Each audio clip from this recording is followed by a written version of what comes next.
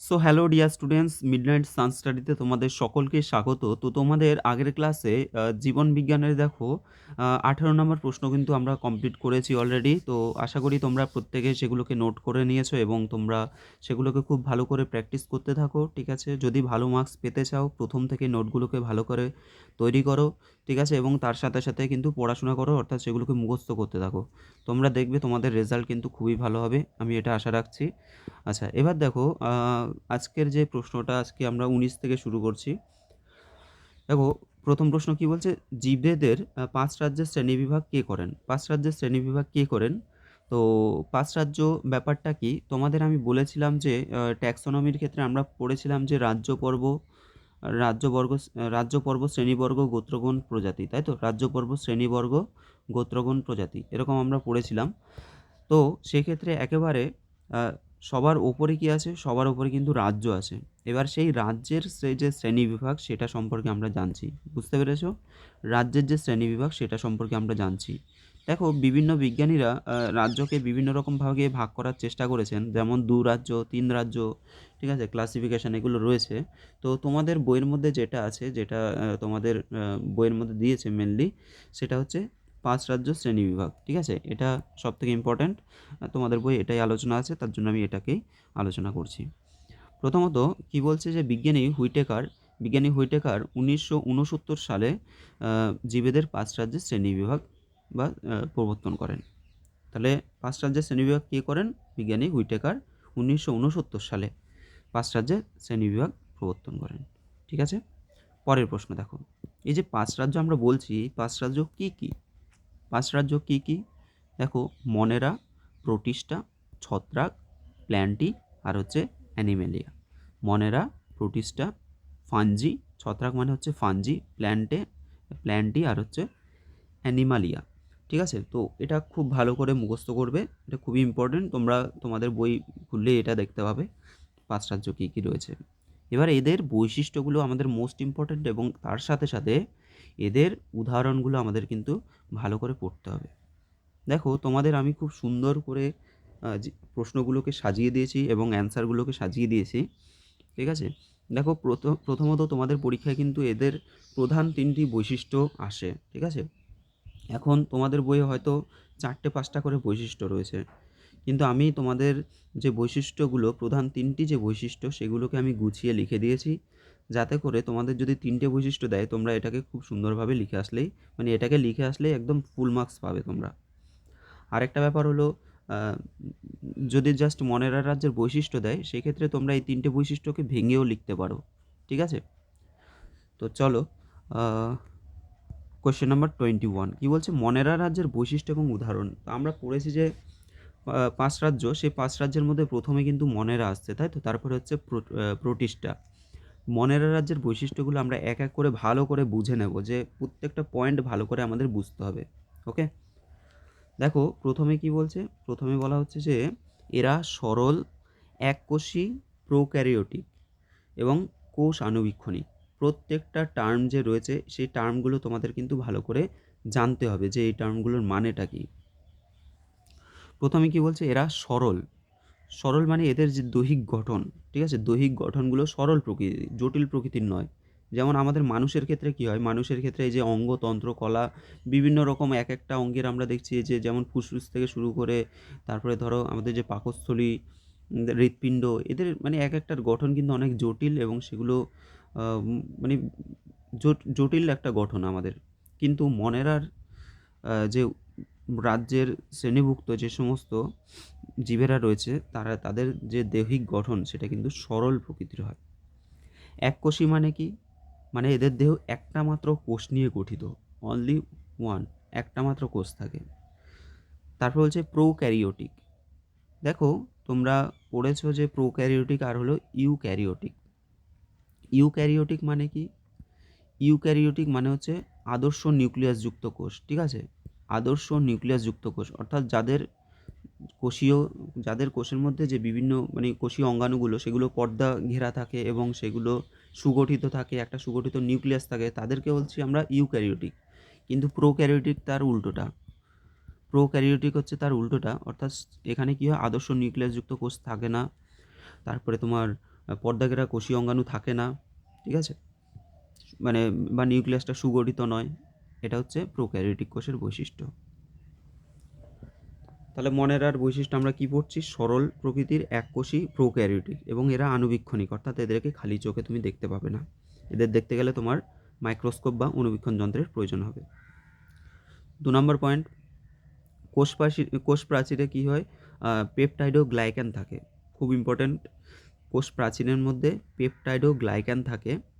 দেখো আমরা যদি দেখি উদ্ভিদের ক্ষেত্রে কি থাকে, উদ্ভিদের যে কোষ প্রাচীর সেটা হচ্ছে তোমার সেলুলোজ নির্মিত, উদ্ভিদের হচ্ছে সেলুলোজ নির্মিত, কিন্তু কিন্তু প্রাণীদের ক্ষেত্রে প্রাণী না, মনেরার ক্ষেত্রে দেখা যায় যে কোষ প্রাচীরে হচ্ছে পেপটাইড ও গ্লাইক্যান থাকে, পেপটাইড ও গ্লাইক্যান থাকে। ওকে, নেক্সট দেখো হিস্টোন প্রোটিনবিহীন ডিএনএ ও পর্দাবেষ্টিত কোষীয় অঙ্গাণু অনুপস্থিত। বলছে এদের যে হিস্টোন সেটা প্রোটিনবিহীন, সেটা প্রোটিন থাকে না, এবং ডিএনএ এবং পর্দাবেষ্টিত কোষীয় অঙ্গাণু কিন্তু থাকে না। তোমাদের অলরেডি আগেই বলেছি যে এই যে প্রোক্যারিওটিক কোষ, ঠিক আছে, প্রোক্যারিওটিক কোষ, তার মানে কি এদের শরীরে ডিএনএও থাকে না, আর হচ্ছে পর্দাবেষ্টিত কোষীয় অঙ্গাণু কিন্তু থাকে না। ওকে, নেক্সট দেখো কি বলছে, এদের পুষ্টি প্রক্রিয়া স্বভোজী বা পরভোজী। এরা বাস্তুতন্ত্রের বিয়োজকের ভূমিকা পালন করে, খুব ইম্পর্ট্যান্ট একটা পয়েন্ট। স্বভোজী বা পরভোজী। স্বভোজী মানে কি? যারা নিজের খাদ্য নিজে তৈরি করতে পারে তাদেরকে আমরা বলি স্বভোজী, ঠিক আছে, যারা নিজের খাদ্য নিজে তৈরি করতে পারে তাদেরকে আমরা বলি স্বভোজী। আর পরভোজী নিজের খাদ্য সাধারণত নিজে তৈরি করতে পারে না, অন্যের উপর ডিপেন্ড করে। আর বিয়োজকের ভূমিকা মানে কি?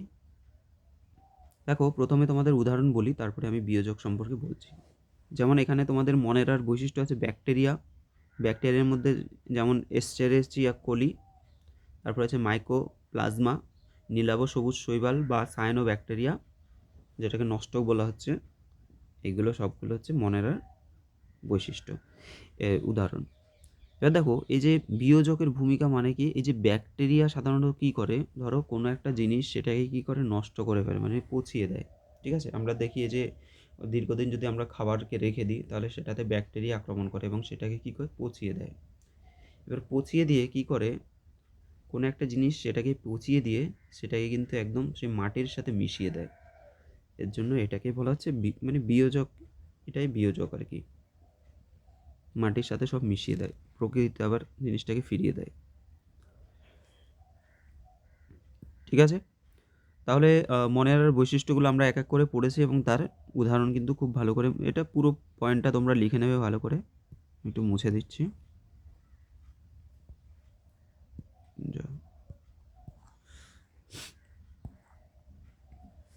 চলো পরের প্রশ্ন, প্রোটিস্টা রাজ্যের যে প্রোটিস্টা রাজ্যের শ্রেণীভুক্ত যে সমস্ত প্রাণীরা রয়েছে তাদের বৈশিষ্ট্য কী হবে? এরা এককোষী ইউক্যারিওটিক প্রকৃতির। আচ্ছা, এককোষী ইউক্যারিওটিক প্রকৃতির, তাই তো।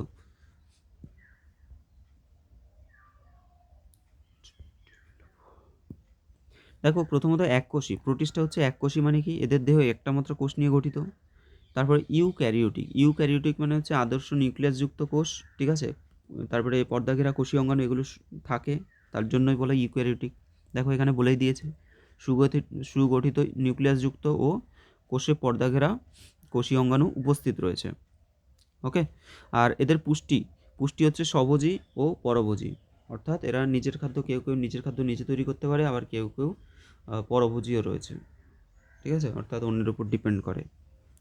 আচ্ছা, এদের হচ্ছে ক্ষণপদ, সিলিয়া এবং ফ্লাজেলা ইত্যাদি গমনে সাহায্য করে। তাহলে এদের যে গমন অঙ্গ সেগুলো কি কি? ক্ষণপদ, সিলিয়া, ফ্লাজেলা। এবার দেখো এখানে উদাহরণগুলো দেখো, amoeba, paramecium, euglena, diatom, protozoa, slime mould এবং ডাইনোফ্ল্যাজেলেট।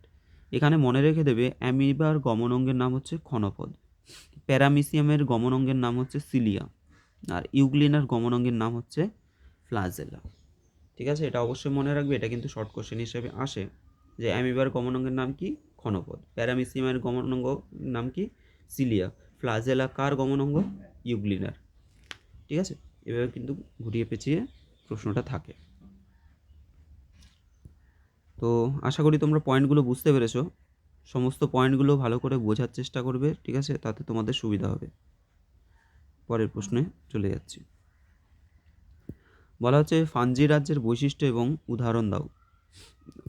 ফানজি বলতে আমরা কাদেরকে বোঝাবো? দেখো, ফানজি রাজ্যের বৈশিষ্ট্য এবং উদাহরণ দিতে বলছে। প্রথমত ফানজি মানে হচ্ছে ছত্রাক। ফানজি মানে কি? ছত্রাক। তো ক্লোরোফিল বিহীন পরভোজী মৃতজীবী বা পরজীবী পুষ্টি সম্পন্নকারী এককোষী অথবা অণুসূত্রযুক্ত বহুকোষী উদ্ভিদ। প্রথমত ছত্রাক বা ফানজির রাজ্যের যে জীবেদের কি হয়, এরা হচ্ছে ক্লোরোফিলবিহীন, অর্থাৎ এদের দেহে ক্লোরোফিল থাকে না। ঠিক আছে, ক্লোরোফিল থাকে না। আর ক্লোরোফিল থাকে না মানেই কিন্তু এরা কিন্তু স্বভোজী হবে না, এরা কিন্তু পরভোজী হয়ে যাবে। ঠিক আছে, অন্যের উপর ডিপেন্ড করবে। আচ্ছা, এরা বলছে মৃতজীবী এবং পরজীবী দু রকমের হয়। মৃতজীবী মানে কি? মৃতজীবী মানে হচ্ছে যে সমস্ত মানে ছত্রাকগুলো রয়েছে, এই ছত্রাকরা মৃতজীবী, অর্থাৎ কি এরা অন্যের কোনো পচা জীবজন্তুর ওপর, মানে কোনো পচা উদ্ভিদ বা জীবজন্তুর, ধরো একটা গাছ আছে, সেই গাছটা কী হচ্ছে, সেই গাছটা মাটিতে ধরো পচে গেছে আর কি, সেটা নষ্ট হয়ে গেছে। এবার নষ্ট হয়ে যাওয়ার পর এর ওপরে দেখা যাচ্ছে যে তোমার ছত্রাক জন্মাচ্ছে। তাহলে এই ছত্রাক যে জন্মাচ্ছে, এই ছত্রাকটা কী করছে, এই যে গাছ থেকে পুষ্টিরসটা শোষণ করছে। তাহলে মৃত বস্তুর উপর জন্মায় এবং সেখান থেকে পুষ্টিরস যদি গ্রহণ করে, সেটাকে আমরা বলবো মৃতজীবী। ঠিক আছে। আর পরজীবী মানে কি? পরজীবী মানে হচ্ছে অন্যের উপর পুরোপুরি ডিপেন্ড করা। ঠিক আছে, অন্যের উপর পুরোপুরি ডিপেন্ড করা, পুষ্টি সম্পন্ন করে, এবং বলছে এককোষী হতে পারে, আবার বহুকোষীও হতে পারে। ঠিক আছে, ফানজি তাহলে ছত্রাক হচ্ছে এককোষী হতে পারে, আবার বহুকোষীও হতে পারে। কোষ প্রাচীর বলছে যে কাইটিন নির্মিত। কোষ প্রাচীর কী বলছে? কাইটিন নির্মিত এবং গ্লাইকোজেন প্রধান সঞ্চিত খাদ্যবস্তু। দেখো, কোষ প্রাচীর প্রথমত তার মানে কি বলছে, যে ছত্রাকদের কিন্তু কোষ প্রাচীর থাকে বলছে, তাই না? কোষ প্রাচীর থাকে, এবং সেই কোষ প্রাচীরটা কেমন, সেটা হচ্ছে কাইটিন নির্মিত। কোষ প্রাচীর সাধারণত আমরা উদ্ভিদের ক্ষেত্রে কোষ প্রাচীর দেখতে পাই। ঠিক আছে, প্রাণীদের ক্ষেত্রে কোষ প্রাচীর সাধারণত দেখা যায় না। কিন্তু দেখো, ফানজিতে যে কোষ প্রাচীর সেটা হচ্ছে কাইটিন নির্মিত, এটা মনে রাখবে। আবার আমরা পড়েছি যে মনেরার, অর্থাৎ এই যে ব্যাকটেরিয়ার, যদি বলা হয় অনেক সময় পরীক্ষা আসে যে ব্যাকটেরিয়ার কোষ প্রাচীরটা কেমন হয়। ব্যাকটেরিয়ার যে কোষ প্রাচীর সেটা হচ্ছে পেপটাইডোগ্লাইকান থাকে। ঠিক আছে, পেপটাইডোগ্লাইকান নির্মিত, অলরেডি পড়েছো তোমরা। গ্লাইকোজেন হচ্ছে প্রধান সঞ্চিত খাদ্য। গ্লাইকোজেনটা কি? গ্লাইকোজেন হচ্ছে, ধরো আমরা যে মানে গ্লুকোজ, সেই গ্লুকোজটা কি হয়, সঞ্চিত হয়ে সেটা গ্লাইকোজেন পরিণত হয়। এবং এই গ্লাইকোজেন যখন খাদ্যের প্রয়োজন হয়, ঠিক আছে, শরীরে যখন খাদ্যের প্রয়োজন হয়, এই গ্লাইকোজেনটা ভেঙে ভেঙে তখন গ্লুকোজে পরিণত হয়। ঠিক আছে, আর বলছে এরা মৃত জৈব বস্তুর উপর জন্মায়, এটা অলরেডি আমরা জানি, মৃত জৈব বস্তুর উপর জন্মায়। এবার দেখো কী কী উদাহরণগুলো আছে, উদাহরণগুলো যদি আমরা দেখি, দেখো প্রথমত ইস্ট, তারপরে পেনিসিলিয়াম, মিউকর এবং অ্যাগারিকাস। ইস্ট, পেনিসিলিয়াম, মিউকর ও অ্যাগারিকাস, এগুলো হচ্ছে উদাহরণ। ঠিক আছে, ইস্ট, পেনিসিলিয়াম, মিউকর এবং অ্যাগারিকাস, এগুলো সবগুলো হচ্ছে ছত্রাকের উদাহরণ। নেক্সট, প্ল্যান্টি রাজ্যের বৈশিষ্ট্য এবং উদাহরণ। প্ল্যান্টি মানে হচ্ছে তোমার উদ্ভিদ। ঠিক আছে, প্ল্যান্টি মানে কি? উদ্ভিদ রাজ্য। বহুকোষী, ক্লোরোফিলযুক্ত, প্রধানত স্বভোজী পুষ্টি সম্পন্নকারী জীব। তাহলে বহুকোষী অর্থাৎ এদের কিন্তু বহুকোষী মানে কি? বহুকোষী মানে হলো এদের অনেকগুলো কোষ দিয়ে গঠিত আর কি, প্ল্যান্টটি। আর ক্লোরোফিলযুক্ত মানে হচ্ছে এদের দেহে ক্লোরোফিল থাকে, যার জন্য এরা সালোক সংশ্লেষ করতে পারে এবং এরা খাদ্য উৎপন্ন করতে পারে।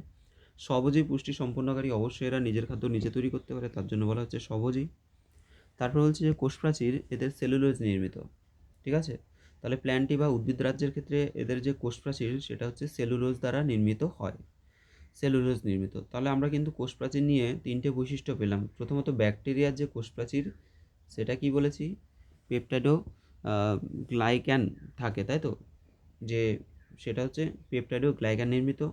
তারপর আমরা পড়েছি যে ছত্রাক যে আছে, সেই ছত্রাকের যদি দেখি আমরা, ছত্রাকের কোষ প্রাচীর হচ্ছে কি নির্মিত, সেটা হচ্ছে তোমার কি যেন বলে, কাইটিন নির্মিত, তাই তো? কাইটিন নির্মিত আমরা পড়েছি। আর প্ল্যান্টি বা উদ্ভিদের ক্ষেত্রে কিন্তু সেলুলোজ নির্মিত থাকে এদের কোষ প্রাচীর। সঞ্চিত খাদ্য হচ্ছে স্টার্চ বা শ্বেতসার, ঠিক আছে? এদের যে সঞ্চিত খাদ্য সেটা হচ্ছে স্টার্চ বা শ্বেতসার। তারপর বলছে যে কলাতন্ত্রযুক্ত এবং গমনে অক্ষম। দেখো, এই বৈশিষ্ট্যটা খুব গুরুত্বপূর্ণ। প্রথমত গমনে অক্ষম, এরা এক জায়গা থেকে আরেক জায়গায় যেতে পারে না, তার জন্য এরা হচ্ছে গমনে অক্ষম। আর কলাতন্ত্রযুক্ত, এটার মানে কি? এদের কিন্তু সুগঠিত কলা নিয়ে গঠিত, এরা সুগঠিত কলাতন্ত্র থাকে।